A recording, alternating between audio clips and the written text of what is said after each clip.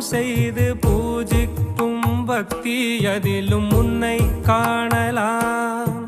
பசி என்று தன் முன் வந்து கையேந்தி கேட்கும் போது தன் உணவை தந்தால் கூட உன்னை காண